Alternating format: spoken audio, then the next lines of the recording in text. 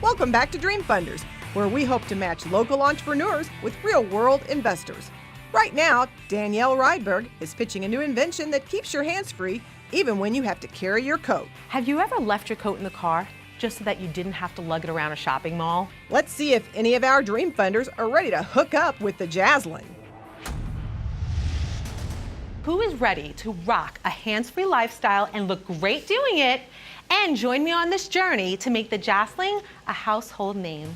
Hey, where'd the name come from, Jaslyn? I love that question. I get it all the time. Jaslyn, J-A-S, is pronounced jas in Dutch, and it means coat.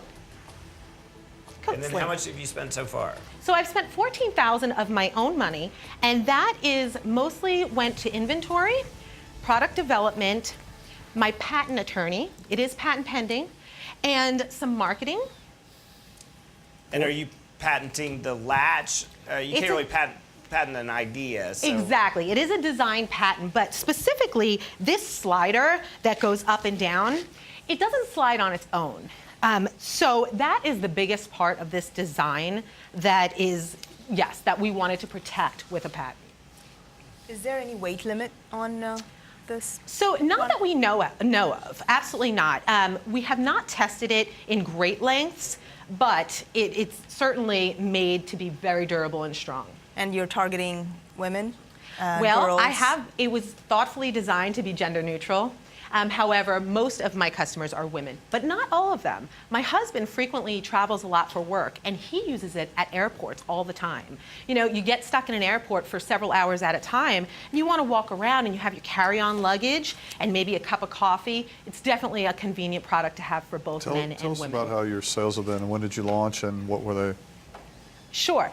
I launched November 1st of 2016, so 3 months to date.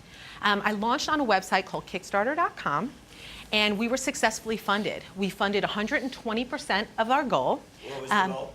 Our goal was $6,000, so we funded a little over $7,000. Since then, I've sold another 1,000 on my website, thejaslyn.com, and via holiday markets, local Louisville holiday markets.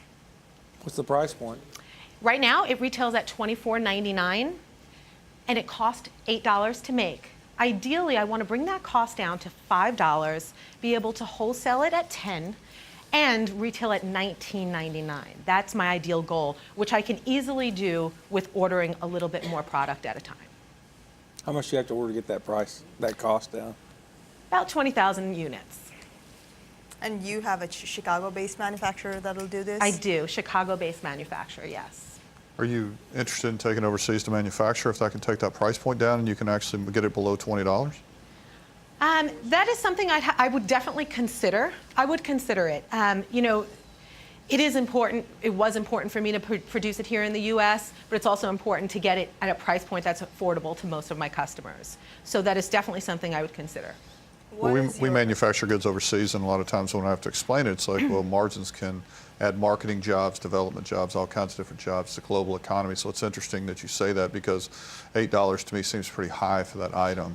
So my vision, if you can imagine the Disney logo on this, I want to get the Jaslyn into retailers that are located where the Jaslyn is needed. So think college bookstores, think museum gift shops, think tourist sites like Statue of Liberty. Think U of L bookstores. Can you see U of L written on this?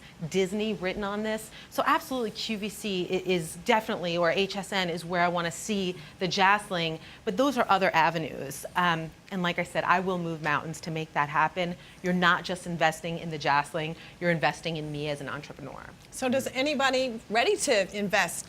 I think that I have a gentleman that I do some businesses with that we've been trying to find the right kind of situation. I would be willing to sit down with you and talk about doing a deal contingent on the, looking at the amount of equity there would be. Because I mean, 8%, especially if I bring somebody else in, I'm not going to split 8% with anyone. Sure. So it's going to have to go up from there. As far as the licensing thing, I already have college, I have NBA, I have NFL, I have licensing contacts in just about everything. We've done DreamWorks. I think that I could put it into a fold, especially where I put it in direct internet and Amazon, where I could really build it. It's just a matter of whether or not it can be realistic on that valuation. And contingent on that, I'd be glad to sit down and talk about it with you. I would love that. Thank you. Anybody else? Still open now? You guys obviously still there. You can. Pat, I'd sit down with you. Absolutely, that'd be great. But my concern would be the evaluation too. Okay, and I'm willing to negotiate on that evaluation. I came here, willing to negotiate. So Rex, did you have any questions or anything to say? Well, I think you're already in the black. That's pretty good. 3 months.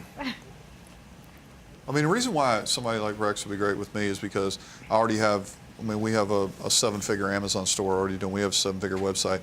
We can plug all those things into what we're currently doing in our business, and I can save you a lot of money. The $50,000 you wouldn't need, because building the site, doing a lot of the social, plugging into the people I currently have, there's some economies of scale. You can save a lot of money and maybe put more into the product and getting the trade show, getting the name out there.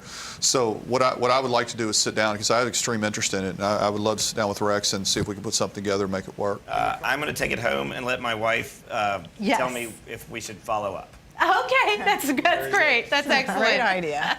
Well, Okay, well, Danielle, thank you. thank you so much for Thank coming you on. so Sounds like you got much. some good Thank strategic you. partners. So what went right and what went wrong with that pitch? Let's check in with our U of L experts. Joining us this time, Van Klaus. Van is the chair of the U of L Entrepreneurship Department, and he teaches courses in opportunity discovery, new venture creation, and business concept development. Also with us from U of L, Suzanne Bergmeister, a retired Air Force reservist with 30 years of service. She's the entrepreneur in residence at U of L and the assistant director of the Forks Center for Entrepreneurship. Guys, what did you think?